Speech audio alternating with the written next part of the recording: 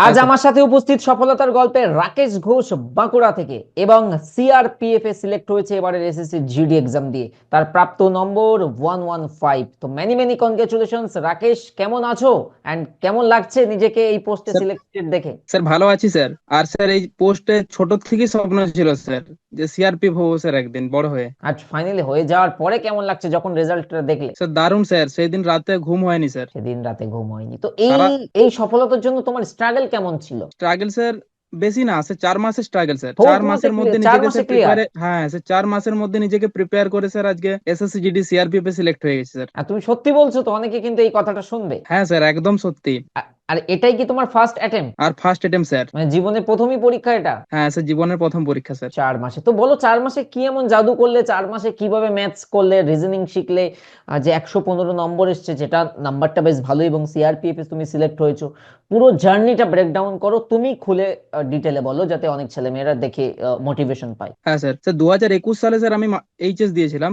2021 থেকে 2024 পর্যন্ত স্যার আমি ডিপ্লোমা করেছি মেকানিক্যাল ইঞ্জিনিয়ারে। তারপরে স্যার আমার একটা বন্ধু 2022-তে এসে সিলেক্ট হয়েছিল সিআইএসএফ এ। আচ্ছা। সেই আমাকে বলে যে এসএসসি জিডি বলে একটা এক্সাম হয়, তো সেখানে ট্রাই করতে পারিস। আর আমার ইচ্ছা কোনোদিনও থাকেনি যে ক্যাম্পাসিং এ আমি চলে যাব। অনেক ক্যাম্পাসিং দিয়েছি, মেকানিক্যাল ইঞ্জিনিয়ারিং ছিলাম তো অনেক ক্যাম্পাসিং দিয়েছি, কিন্তু ক্যাম্পাসিং এ আমার ইচ্ছা থাকেনি। আমার ছোট থেকেই ইচ্ছা ছিল যে আমি সরকারি চাকরি করব, কোনো একটা গভর্নমেন্ট জব, তুমি কি বিটেক ইঞ্জিনিয়ারিং সার্ভিস করব। করেছো?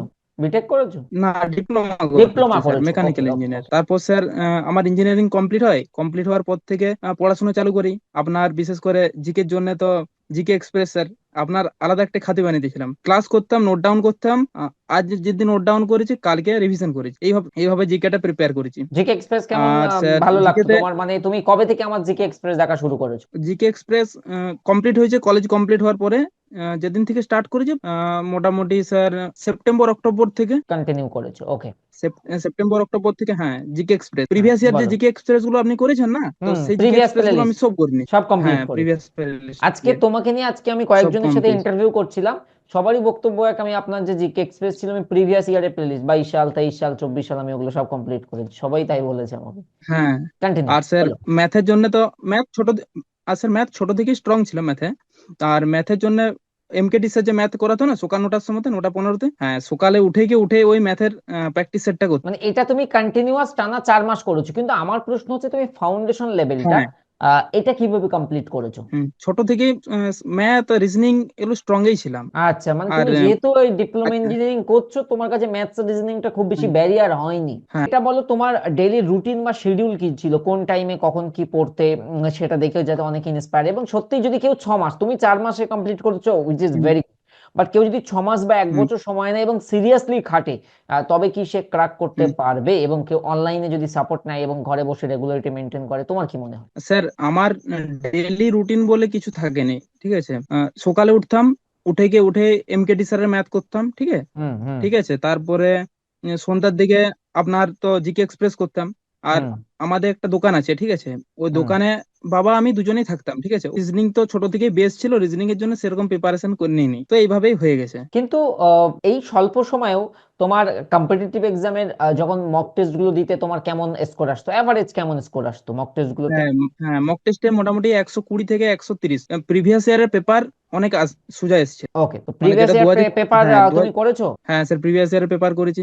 2024 সালে পেপারটা অনেক সোজা এসেছিল, সেই জন্য কাট অফও অনেক বেশি গেছিল। বুঝতে পেরেছি। অ্যান্ড হ্যাঁ আর ফাইনালি স্যার আর সেই কি তুলনাতে তোমার এই বছর গ্রাজুয়েশন একটু, কমপ্লিট হয়ে গেছে? না স্যার গ্রাজুয়েশন করছি, থার্ড ইয়ার চলছে স্যার। Third year. অ্যান্ড বাড়িতে কেমন খুশির মহল, পরিবেশ কি?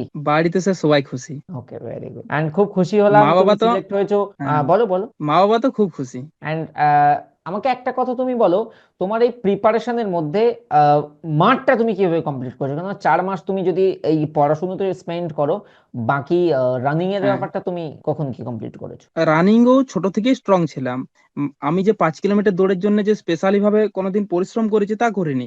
বন্ধুরা যেত, কেউ আর্মির প্রিপারেশন নিচ্ছে, কেউ ডাব্লিউবির জন্য প্রিপারেশন নিচ্ছে, তাদের সাথেই দৌড়াদৌড়ি করতাম। যখন গ্রাউন্ডের আমাদের ডেট দিল, গ্রাউন্ডের ডেটটা কিন্তু হঠাৎ করে চলে এসেছিল।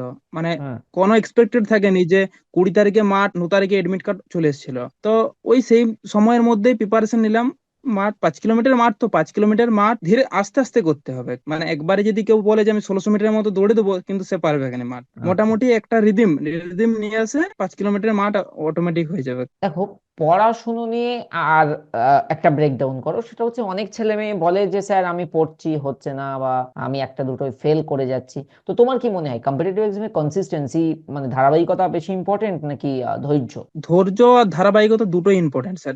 ওই 4 মাস যে আমি কন্টিনিউ পড়ে গেছি, সেই জন্যই আমার আজকে এই সফলতা হয়েছে।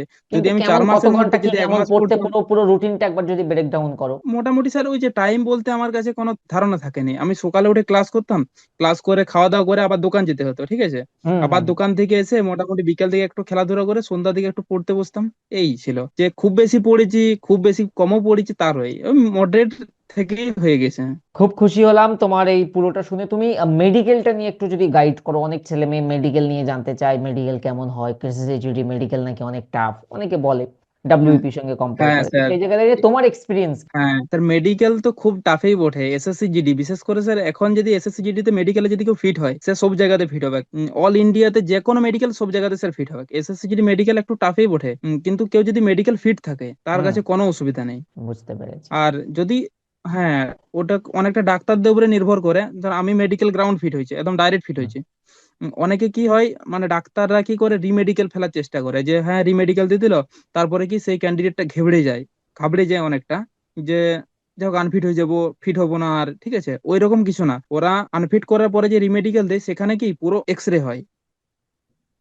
হ্যাঁ, মানে এখন এক্সরে তে যদি রিপোর্ট, ডিজিটালাইজেশন প্রপার যন্ত্রের মাধ্যমেই সবকিছু এগোয় বোধহয়। হ্যাঁ স্যার, ওকে। বাস এক্সরে তেই মানে দেখি যে রিপোর্টে যদি তোমার ভুল থাকে তাহলে তুমি আনফিট, আর তো কিছু নেই। আর যদি রিপোর্ট ঠিক থাকে তাহলে তো তুমি ফিট।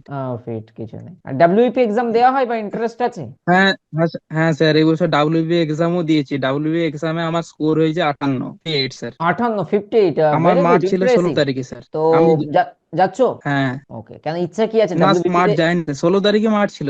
গিয়েছিলে? না স্যার, ডাব্লিউপি আমি ওই গ্রাজুয়েশন যে, আমি স্যার গ্রাজুয়েশন যে করছি, গ্রাজুয়েশন আমার একটাই উদ্দেশ্য যে, হ্যাঁ মানে এখন বেকারত্ব কাটানোর উদ্দেশ্য, ঠিক আছে স্যার। কনস্টেবলই হোক, এরপরে এসআই জন্য প্রিপারেশন ওকে নেবো। ওকে, না তোমার চিন্তা ভাবনা একদিক থেকে আমি ঠিক বলি, যে আমার বেকারত্ব কাটানোই আমার ফার্স্ট লক্ষ্য। তো সেক্ষেত্রে যে কোনো পোস্ট আমার হ্যাঁ। ক্ষেত্রে কোনো মাইনে রাখে না, আমি সেখানে জয়েন করতে পারি। পরে আমি হুম। আস্তে আস্তে আমি পদোন্নতি বা ডিপার্টমেন্টাল এক্সাম হোক, বা আমি আমার কাঙ্ক্ষিত পোস্টে যেতে হ্যাঁ। পারি। একদম শার্প। হ্যাঁ তুমি খুব স্যার এখন, ক্লিন, হ্যাঁ তোমার স্যার এখন, স্টেটমেন্ট বলি বা তোমার চিন্তা ভাবনা বলি খুব ক্লিন মাইন্ডেড। হ্যাঁ স্যার এখন স্যার বেকারত্বটাই সব দিকে চাপ। এখন যে প্রিপারেশন যে সবাই নিচ্ছে, সবাই ভাবছে যে বেকারত্ব কি, এরপর বেকারত্ব যদি চলে যায় তখন তুমি যদি 2 ঘন্টা সময় পাও নি, সেই 2 ঘন্টাতেও এসআই ক্র্যাক করা যাবে, কোনো অসুবিধা হবে না। কারণ তখন একটা মানসিক শান্তি থাকে, প্রেশারটা থাকে না। হ্যাঁ, হ্যাঁ স্যার। চলো, ভালো থেকো। অনেক কথা বলে ভালো লাগলাম। Thank you so much, Rakesh Ghosh. হ্যাঁ sir, thank you sir. Thank you.